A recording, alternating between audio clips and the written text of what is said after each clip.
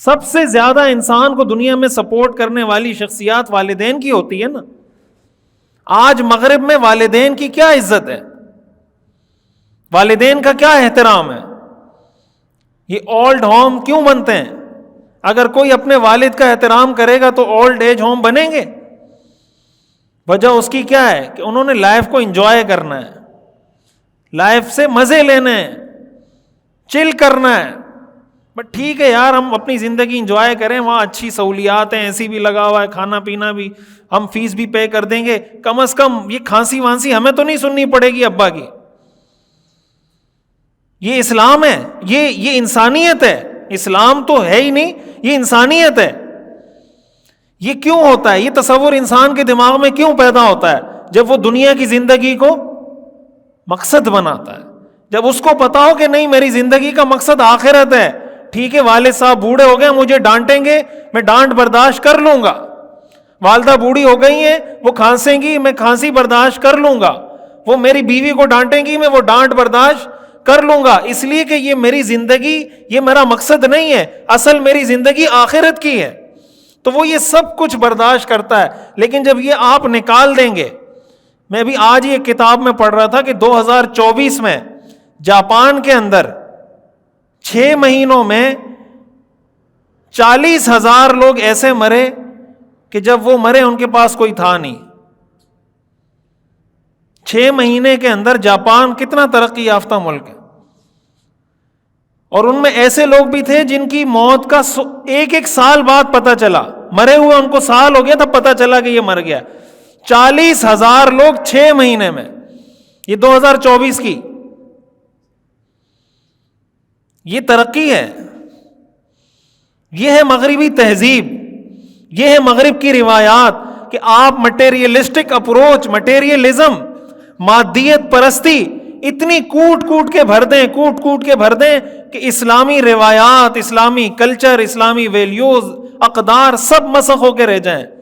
اب اگر کوئی آدمی, اب آپ دیکھ رہے ہیں ہمارے یہاں بھی کبھی کبھی اس طرح کے واقعات نظر آنے لگ گئے کہ بھائی کسی کا انتقال ہو گیا, ساتھ کوئی تھا نہیں, 1 مہینے بعد پتہ چلا. یہ کیوں ہو رہا ہے؟ یہ اسلام سے دوری کی وجہ سے ہو رہا ہے. اسلام سے دوری کا نتیجہ اور دنیا کی زندگی کو مقصد بنانے کا نتیجہ یہ ہوتا ہے کہ انسان کی ویلیو ختم ہو جاتی ہے, پیسے کی ویلیو انسان سے بڑھ جاتی. آرام کی, راحت کی, کمفرٹ کی ویلیو انسان سے بڑھ جاتی کہ مجھے کمفرٹ چاہیے, مجھے فریڈم چاہیے, مجھے سہولت چاہیے. یہ بھی میں نے پڑھا کہ آج دنیا میں ایوریج ایک آدمی کو, مطلب دنیا تو ہمیں اپنی طرف کھینچے گی نا, اللہ نے دنیا بنائی اسی مقصد کے لیے, اور آخرت بھی اسی لیے بنائی ہے. 1970 کا انہوں نے لکھا تھا کہ 1970 میں ایوریج ایک آدمی دن میں 500 اشتہارات دیکھتا تھا. کتنے؟ 500 اشتہارات ایوریج ایک آدمی دیکھتا تھا. اور آج کے دور میں ایوریج جو نکالا گیا ہے کہ ایک آدمی دن میں 5,000 اشتہارات دیکھتا ہے, ایوریج. کبھی آپ یوٹیوب پہ دیکھ رہے ہیں, کبھی فیس بک پہ دیکھ رہے ہیں, کبھی ٹک ٹاک پہ دیکھ رہے ہیں, کبھی سڑکوں پہ بل بورڈ پہ دیکھ رہے ہیں, کبھی کرکٹ کی جھلکیوں میں دیکھ رہے ہیں, کبھی ٹی وی میں دیکھ رہے ہیں, کبھی خبروں میں دیکھ رہے ہیں, کبھی کوئی پٹی چل رہی ہے, کبھی آپ کے موبائل پہ میسج آ رہا ہے, کبھی آپ کو ای میل آ رہی ہے, کہیں گراؤنڈ میں میچ چل رہا ہے تو گراؤنڈ میں. آپ مجھے بتائیں یہ جو بار بار اشتہار آپ دیکھ رہے ہیں کہ یہ چیز خرید لو, یہ کر لو, وہ کر لو, یہ ایسا لائف اسٹائل بنا لو, کیا اس کا ہمارے ذہن پہ اثر ہوگا یا نہیں ہوگا؟ ہم اس چکر میں پڑیں گے کہ نہیں یار بس میرا لائف سٹائل اچھا ہونا چاہیے, میں یہ برانڈ خرید لوں, اس برانڈ کے کپڑے پہن لوں, اس برانڈ کے شوز پہن لوں, یہ کر لوں, یہ چیز پہن لوں, یہ کھا لوں, یہ پی لوں. جب انسان اس دوڑ میں لگ جائے گا آخرت کی فکر رہے گی اس کو؟ کتنی چیزیں ہم اس لیے خریدتے ہیں کہ یار 50% آف لگا ہوا ہے جا کے خرید لو. ایسا ہوتا ہے یا نہیں ہوتا کہ ابھی ونٹر سیل لگی ہوئی ہے, ابھی سمر سیل لگی ہوئی ہے, جا کے خرید لو.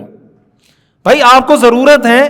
پہلے تو یہ ہوتا تھا, ہمارے بڑوں نے, حضرت مفتی رشید احمد صاحب رحمۃ اللہ علیہ فرماتے تھے کہ بھائی جب بازار جاؤ, وہ فرماتے تھے کہ پہلے تو بازار جاؤ نہیں, اگر کسی چیز کا داعیہ 3 دفعہ دل میں پیدا ہو کہ یار یہ چیز خریدنی ہے, ایک دفعہ آپ نے کہا چھوڑو, پھر دل میں آیا کہ نہیں بھائی خریدنی ہے, پھر آپ نے اگنور کیا، پھر تیسری دفعہ دل میں آیا کہ نہیں خریدنی ہے، تو وہ فرماتے تھے کہ چلے جاؤ خرید لو، اور ساتھ کہتے تھے کہ آپ لکھ کے لے جاؤ کہ بھائی میں نے آٹا خریدنا ہے، چینی خریدنی ہے، برتن خریدنے، یہ 15 چیزیں خریدنی ہے، جاؤ سیدھا خریدو واپس، تاکہ ضروریات اور خواہشات میں فرق رہے کہ یہ میری ضروریات ہیں۔ حضرت فرماتے تھے کہ جب آپ مارکیٹ چلے گئے اور مارکیٹ میں جانے کے بعد کسی چیز کے خریدنے کا خیال دل میں آیا، اس کا مطلب یہ آپ کی ضرورت نہیں، آپ کی خواہش ہے۔ آج تو مارکیٹ جانے کی بھی ضرورت نہیں، آج تو آپ کو سوشل میڈیا پہ فیس بک پہ بار بار دکھا رہا ہے، وہ آتا ہے بھائی یہ ایسا پرفیوم ہے، اس کی ایسی لاسٹنگ ہے، بندہ کہتا ہے چلو یار آرڈر کر دو، اس کو آرڈر کیا، تھوڑا سا آگے گئے، بھائی یہ شرٹ ہے بڑی اچھی ہے فلاں فلاں، چلو یار آرڈر کر دو، ویسے ہی چلتے چلتے آرڈر کر رہے ہیں، چلتے چلتے آرڈر کر رہے ہیں۔ یہ کیا ہے؟ اس کی کوئی انتہا ہے؟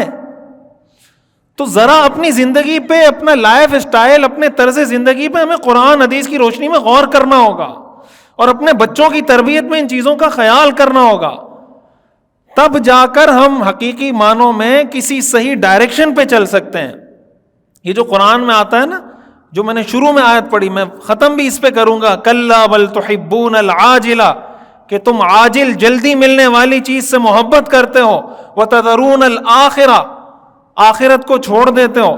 دنیا کی چیزوں کے اشتہارات ایوریج 5000 دفعہ ہماری نظروں کے سامنے آ رہے ہیں، قرآن دن میں 1 دفعہ بھی سامنے نہیں آ رہا، تو محبت کس کی پیدا ہوگی؟ حدیث 1 دفعہ بھی دن میں سامنے نہیں آ رہی، محبت کس کی پیدا ہوگی؟ اور پھر ہمارے یہ بچے، ہماری یہ نسلیں آگے کہاں جائیں گی؟ اس چیز پر ہمیں غور کرنے کی ضرورت ہے، اور جو ٹھیک کرنے کی چیزیں ان کو ٹھیک کرنے کی ضرورت ہے۔ اللہ تعالی ہمیں سمجھنے کی اور عمل کرنے کی توفیق عطا فرمائے۔ آخر دعوانا ان الحمد للہ رب العالمین۔